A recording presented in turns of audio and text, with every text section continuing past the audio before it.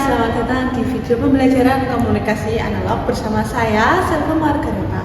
Nah, pada video kali ini kita akan membahas topik yang sangat penting, yaitu error in synchronous detection pada sistem DSP-SC, atau dalam bahasa Indonesianya yaitu kesalahan dalam deteksi sinkron. Nah, pertanyaannya, apa yang terjadi jika carrier yang kita buat di penerima tidak sempurna? Apakah sinyal tetap bisa dipulihkan? Mari kita bahas bersama. Nah, sebelum kita masuk ke analisis error, mari kita ingat kembali konsep dasar DSP-SC. Nah, DSP-SC adalah double sideband superset carrier, artinya pada sistem ini carrier tidak ingin ikut dikirimkan, yang dikirim hanyalah 2 sideband hasil perkalian sinyal pesan dengan carrier. Sinyal yang dikirim adalah ST sama dengan AC dikali MT dikali cos kurang buka 2 VFC dikali T.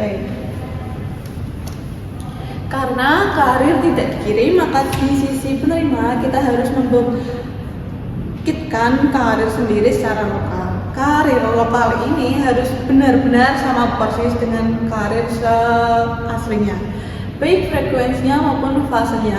Proses ini disebut synchronous detection atau current detection. Nah, pertanyaannya, bagaimana jika carrier lokal yang kita buat tidak sempurna? Inilah yang kita akan bahas di sini. Sekarang mari kita turunkan rumus output secara umum. Carrier lokal yang dibangkitkan penerima kita modelkan sebagai C kurang T sama dengan cos kurang buka omega T omega C maksud saya ditambah delta omega kurang tutup T ditambah pi kurang tutup, di mana delta W adalah kesalahan frekuensi dan pi adalah kesalahan fase. Output dari produk modulator adalah perkalian sinyal yang diterima dengan carrier lokal dengan R kuadrat kurang buka T sama dengan X kurang buka T kurang tutup dikali cos kurang buka omega CT dikali cos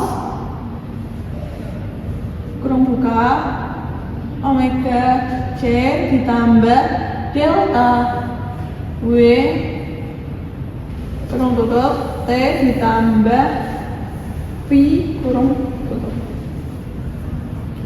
Kita gunakan identitas trigonometri 2 cos A dikali cos B sama dengan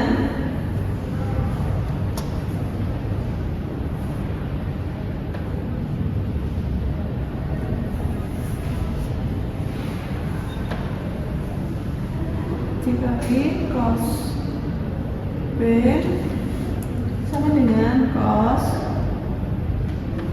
A ditambah B ditambah cos A min B. Dengan A omega CT dan B omega C ditambah delta W ditambah T tambah pi, maka A ditambah B sama dengan 2 omega C ditambah delta W T ditambah pi. Hasilnya A min B sama dengan min kurang buka delta omega T dikurang pi. Karena cos min 0 sama dengan cos min 0, maka output produk modulator menjadi, bentar, papan tulisnya saya habis lagi karena penuh.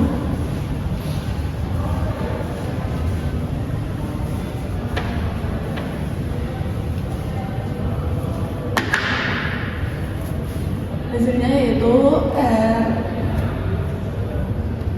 T sama dengan X T dikali setengah dikali cos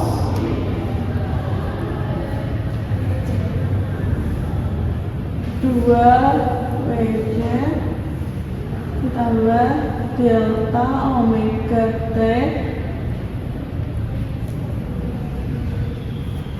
tambah V tutup tambah cos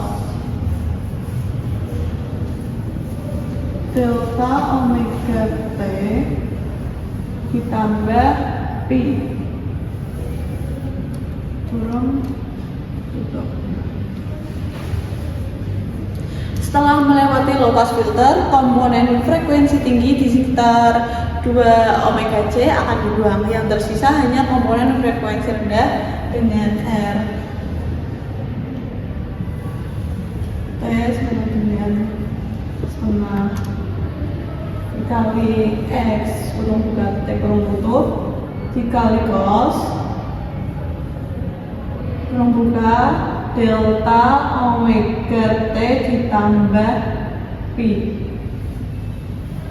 Inilah rumus output detektor sinkron. Dari rumus ini kita akan analisis 4 kasus berbeda. Nah, kasus pertama adalah kondisi ideal di mana tidak ada error sama sekali.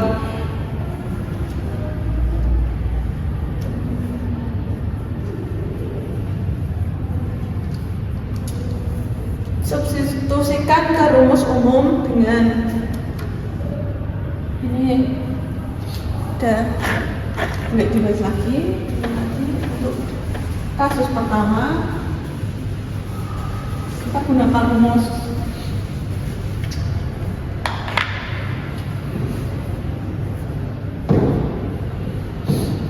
R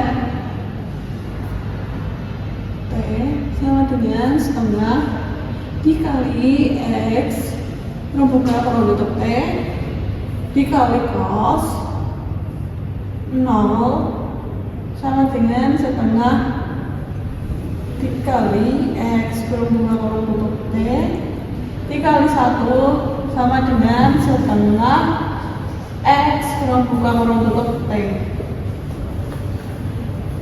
Hasilnya adalah setengah dari sinyal asli X kurung buka kurung tutup T ini sempurna. Tidak ada distori, tidak ada atenuasi berbasis waktu. Sinyal pesan berhasil dipulihkan dengan benar. Faktor setengah tidak menjadi masalah karena bisa dikompensasi dengan penguatan gain di tahap berikutnya. Nah, ini yang kasus kedua, ini yang pertama, ini yang kedua. Frekuensi sudah benar, tetapi ada perbedaan fase sebesar pi dengan substitusinya yaitu delta W sama dengan 0. Dengan kita menggunakan R buka kurung tutup T sama dengan setengah dikali X buka kurung tutup T dikali cos P. Perhatikan bahwa cos P adalah nilai konstan, tidak bergantung pada waktu. Ini berarti sinyal output tetap berbentuk X kurung buka kurung tutup T, hanya skalanya yang berubah. Efeknya adalah atenuansi. Amplitudo sinyal berkurang sebesar faktor cos P. Jika P sama dengan 0 derajat sama dengan cos P sama dengan 1. Tidak ada atenuansi atau ideal. Jika P sama dengan 60 derajat dengan cos P 0,5 maka sinyal melemah 50%. Jika P 90 derajat cos P sama dengan 0 sinyal hilang total. Kasus P sama dengan 90 derajat ini sangat kritis dan disebut kuadratur null effect. yang akan kita bahas lebih lanjut di akhir. Nah, case yang ketiga ini hanya frekuensi error dengan fase sudah benar. Yang ketiga, fase sudah benar, tetapi frekuensinya berbeda sebesar delta W substitusi Pi sama dengan 0 dengan rumus menggunakannya yaitu RT sama dengan setengah dikali X kurung buka kurung tutup T dikali cos delta omega T. Perhatikan perbedaannya dengan case 2. Sekarang cos delta omega T bergantung pada waktu. Artinya sinyal Xt termodulasi ulang oleh cos delta omega T. Ini menyebabkan distorsi bentuk sinyal output berbeda dari sinyal aslinya dan berubah-ubah setiap saat. Semakin besar delta omega, semakin cepat distorsinya. Sinyal menjadi sangat sulit dipulihkan. Dengan catatan frekuensi error lebih berbahaya dari fase error karena menyebabkan distorsi dinamis yang tidak bisa dikompensasi. Hanya dengan penguatan fase error dan frekuensi errornya dengan delta omega tak terhingga 0, pi juga tak terhingga 0. Kasus keempat adalah kondisi terburuk, ada kesalahan frekuensi dan kesalahan fase sekaligus. Yang keempat,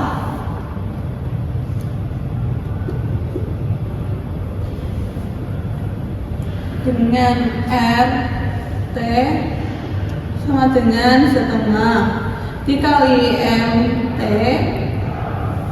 dikali cos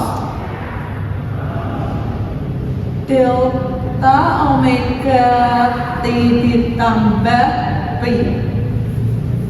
Hasilnya adalah kombinasi dari dua efek buruk sebelumnya, yaitu atenuansi amplitude berubah karena faktor fase error Pi. Yang kedua yaitu distorsi, yaitu sinyal berubah terhadap waktu karena faktor delta omega T. Error ini bersifat time dependent, alias bergantung pada waktu sehingga sangat sulit diatasi tanpa sistem sinkronisasi yang baik. Lalu bagaimana cara mengatasinya semua error ini? Solusi standar ini di industri adalah menggunakan fase lock atau PLL. PLL sendiri yaitu rangkaian elektronik yang secara otomatis mengunci fase dan frekuensi karir lokal agar selalu sinkron dengan karir yang diterima. Cara kerjanya sendiri sederhana, ia terus-menerus membandingkan fase karir lokal dengan karir masukan, lalu mengkoreksi perbedaannya secara real time dengan input ke fase, detektor ke loop, filter ke VCO, lalu ke output. Dengan VCO adalah voltage control osilator yang menghasilkan karir lokal dengan frekuensi yang bisa diatur oleh tegangan.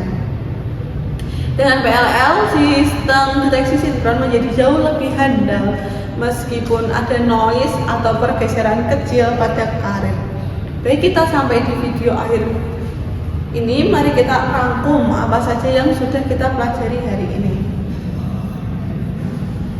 Kita telah membahas error in synchronous detection pada sistem DSP-SC. Ada 4 kasus utama, yaitu yang satu kondisi ideal tidak ada error sinyal terpulihkan sempurna. Kasus 2 ini hanya fase error, jadi atenuasi tidak ada distorsi. Yang ketiga hanya frekuensinya yang error, terjadi distorsi bergantung dengan waktu. Yang terakhir kasus yang keempat yaitu atenuasi plus distorsi, sekaligus kita juga membahas fenomena kuadratur nol efek, yaitu kondisi ekstrim di mana fase error mencapai 90 derajat sehingga output menjadi 0 total, dan solusi terbaiknya adalah menggunakan fase lock atau PLL untuk menjaga sinkronisasi karir. Semoga video ini bermanfaat untuk kalian. Jika ada pertanyaan silahkan tulis di kolom komentar. Jika ada yang membingungkan, komentar saja di bawah. Jangan lupa untuk like dan subscribe untuk konten pembelajaran lainnya. Sampai jumpa di video berikutnya. Terima kasih.